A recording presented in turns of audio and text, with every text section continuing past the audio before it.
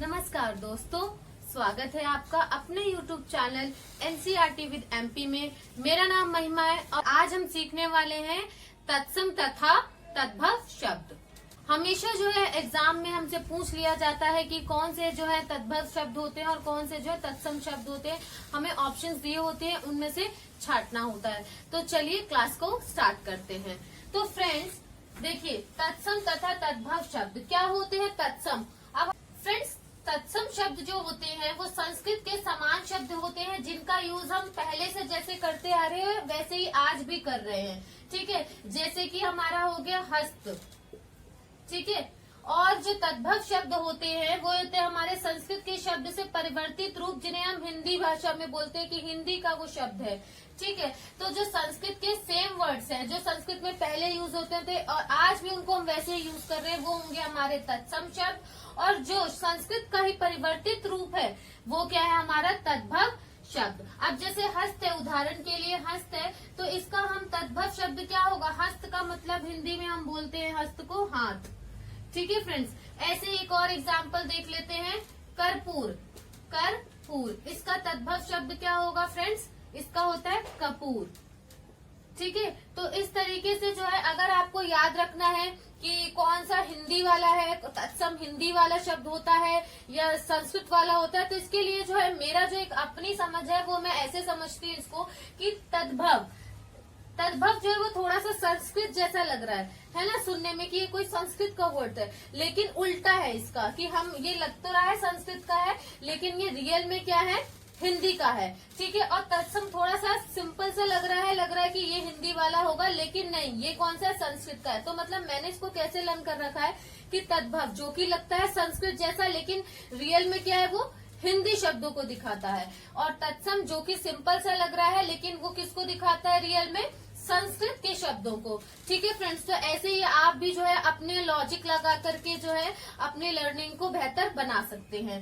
तो अब देख लेते हैं कि इसमें जो है मैं आपको कुछ रूल्स और कुछ ट्रिक्स बताऊंगी जिसकी हेल्प से आप जो है पहचान पाओगे कि कौन सा शब्द है जो तद्भव है और कौन से शब्द होते हैं जो तत्सम होता है। तो चलिए आगे देख लेते हैं। तो फ्रेंड्स चलिए अब जो हम इसको कुछ रूल से सीखेंगे, कुछ नियमों से जो है तत्सम और तद्भव शब्द की पहचान करेंगे। तो सबसे पहला जो हमारा नियम है वो है श का प्रयोग। ये जो श वाला शब्द होता है फ्रेंड्स वो हमारा आता है तत्सम शब्दों में। कहाँ पर, तत्सम शब्दों में हम इस श का प्रयोग करते हैं। जैसे कि उदाहरण के लिए मैं आपको बता सकती हूँ, जैसे कि शिक्षक, लक्ष्य, है ना। तो इस तरीके से यहाँ पे जैसे ये श आ गया, यहाँ पे श आ गया। कुछ और उदाहरण भी इसके हो सकते हैं जैसे उपेक्षा, क्षत्रिय और जो है नक्षत्र इत्यादि। ठीक है फ्रेंड्स, अब नेक्स्ट जो हमारा नियम है, दूसरा नियम जो है हमारा वो क्या है फ्रेंड्स कि तत्सम शब्दों में हम व का प्रयोग करते हैं और तद्भव शब्दों में हम ब का प्रयोग करते हैं। जैसे कि उदाहरण के लिए पहला उदाहरण देख लेते हैं, वणिक। वणिक को जो है हम तद्भव शब्द क्या होगा, वणिक का तद्भव शब्द होगा फ्रेंड्स बनिया। क्या होगा, बनिया। ठीक है, ऐसे ही वर्षा का हम तद्भव शब्द क्या देखते हैं, बरसात। वक का क्या होगा, बगुला। तो हम देख रहे हैं कि यहाँ पर हम व का यूज कर रहे हैं और यहाँ पर हम ब का यूज कर रहे हैं। तत्सम शब्दों में हमने व का यूज किया है और तद्भव शब्द में जो है ब का यूज किया है। विद्युत को हम कह सकते हैं हिंदी में, यानी कि तद्भव शब्द क्या होगा, बिजली। और ऐसे ही वानर को हम कह सकते हैं बंदर। तो आप देख सकते हैं, भली भांति समझ जाएंगे कि जो भी व वाले होंगे वो मोस्टली क्या होंगे, तत्सम शब्द होंगे और जो ब वाले होंगे वो क्या होंगे, तद्भव शब्द होंगे। चलिए अब जो है नेक्स्ट हमारा जो नियम है, रूल है, उसको भी देख लेते हैं। तो चलिए फ्रेंड्स अगले नियम को भी देख लेते हैं। तो फ्रेंड्स जो हमारे तत्सम शब्द होते हैं उनमें हमें श जो अक्षर है वो ज्यादा देखने को मिलता है और जो हमारे तद्भव शब्द है उनमें हमें स जो अक्षर है वो ज्यादा देखने को मिलता है। अब जैसे कि उदाहरण के लिए हम कह सकते हैं श्यामलव, जिसका तद्भव शब्द क्या होगा, हिंदी में क्या होगा, सांवला। तो हम देख रहे हैं कि इस तरफ है श और इस तरफ है स। ठीक है फ्रेंड्स, ऐसे ही शाक, तो शाक को हम तद्भव शब्द में क्या कहेंगे? साग। ठीक है फ्रेंड्स। ऐसे ही नेक्स्ट है हमारा शुंड। तो शुंड जो कि है हमारा एक तत्सम शब्द और इसका जो है तद्भव शब्द क्या होगा फ्रेंड? सूंड, हाथी की सूंड।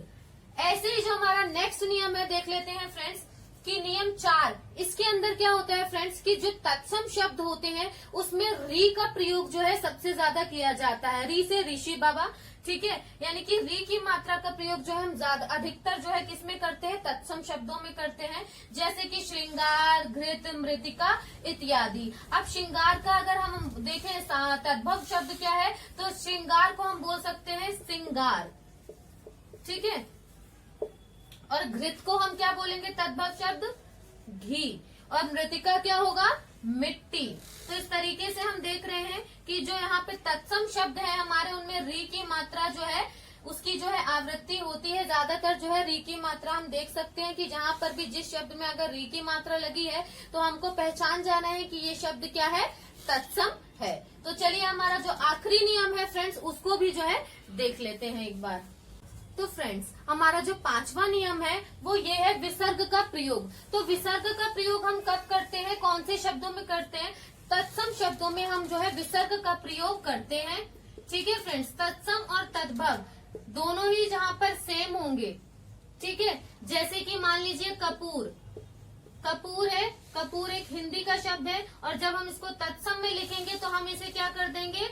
यहाँ पर विसर्ग लगा देंगे और ये बन जाएगा कपूरह, ठीक है फ्रेंड्स। ऐसे एक और एग्जाम्पल जो है देख लेते हैं। ज्येष्ठ एक वर्ड है फ्रेंड्स, ज्येष्ठ जो कि एक महीना है हिंदी का, और इसको यहाँ पर भी हम मैं लिख देती हूँ ज्येष्ठ।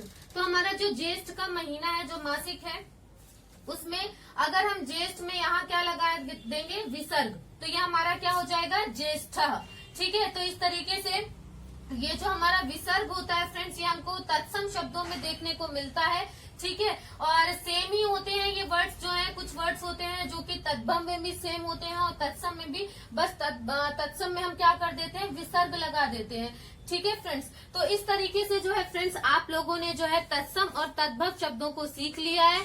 आशा है कि आप अब जो है आप एग्जाम में तत्सम और तद्भव शब्दों को छांट पाएंगे। सो फ्रेंड्स इन नियमों को ध्यान रख करके जो है आप तत्सम और तद्भव शब्दों की पहचान कर सकते हैं। आई होप सो आज की क्लास आपको अच्छी लगी होगी, और अगर अच्छी लगी है तो प्लीज वीडियो को लाइक कीजिएगा, अपने दोस्तों के साथ शेयर कीजिएगा और फ्रेंड्स चैनल को सब्सक्राइब भी कर दीजिएगा ताकि जो भी मैं नई वीडियोस बनाऊं उसकी अपडेट्स आप तक पहुंचती रहे। धन्यवाद।